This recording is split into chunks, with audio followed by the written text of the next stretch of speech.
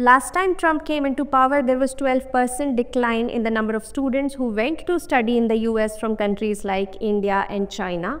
That happened because of his anti-immigration stance and policies, which obviously scared a lot of people away. So now that he's once again the president of the United States, what can he do this time? What does it mean for international students like you is what I want to cover in today's video. But today's video is honestly about all the bad news, all the worst possible policies that he can introduce, or everything that can go wrong under his presidency for people who want to study and later on work in the US. So keep on watching till the end, because then I will talk about what next and is there any light at the end of this tunnel. Keep watching.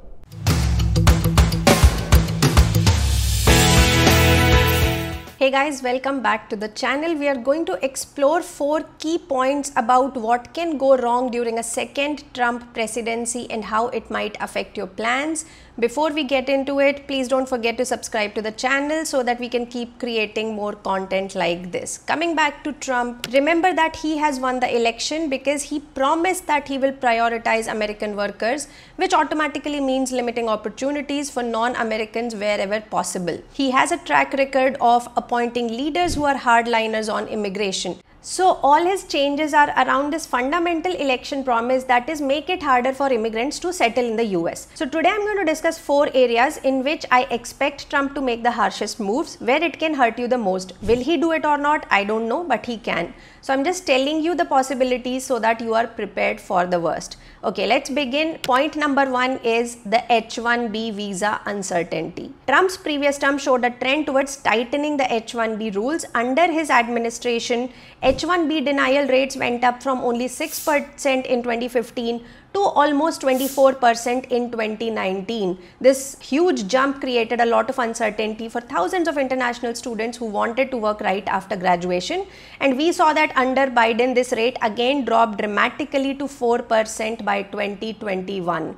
So yes, if Trump reinstates these restrictions, we can see denial rates climbing back up, and that's not a good news for international students. Secondly, we can see more limitations on H-1B eligibility, possibly prioritizing American workers and making the competition for H-1B spots even tougher. He can do this by increasing the minimum wage requirement for H-1B, advanced qualifications required to file for H-1B, etc.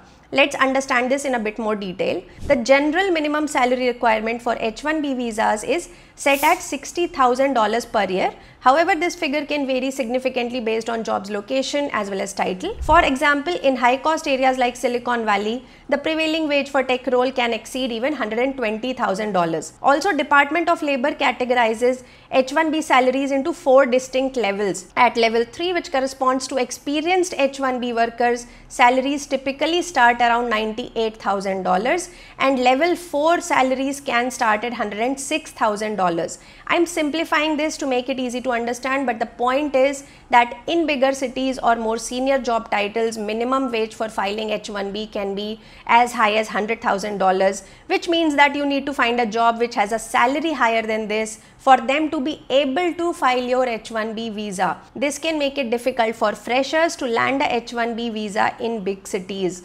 Also, this can discourage smaller US firms, startups, etc. from hiring international students because they may not be able to meet these salary thresholds or bear the added paperwork and regulatory burdens which are associated with H-1B filing.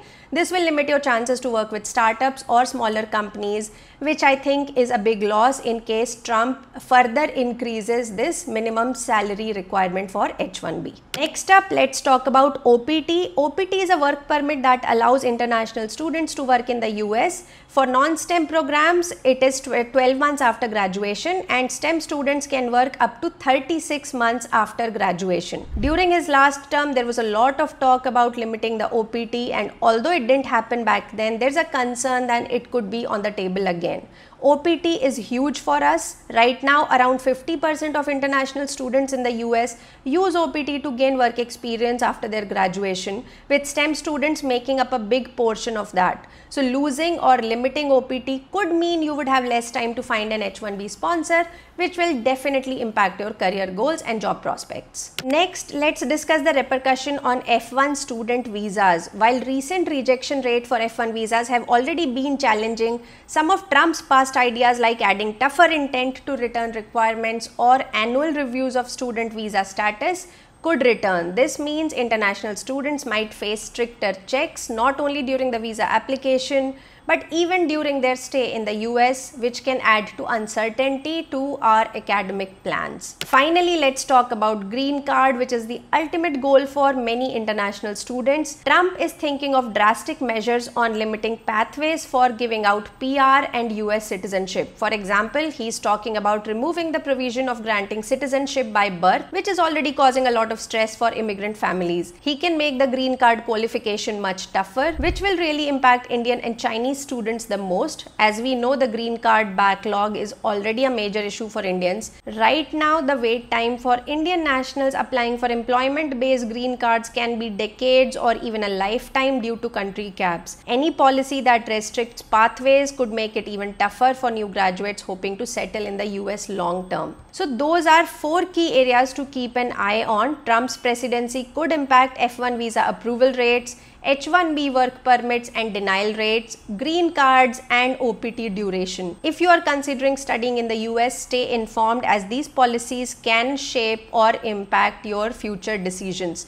Now, if you're feeling too dejected, please don't. Firstly, all these points are a conjecture. He hasn't announced anything yet, so we will see what happens. Secondly, I am somehow still bullish on a Trump tenure. I think it will bring out good things as well, and that is what I will cover in the next video. What are some good surprises to expect in next 4 years? And all that. So stay tuned and don't forget to subscribe for more updates. And if you found this video useful, please hit the like button. It really helps us out. Until next time, stay informed, stay focused on your goals. I will see you next week. Take care. Bye-bye.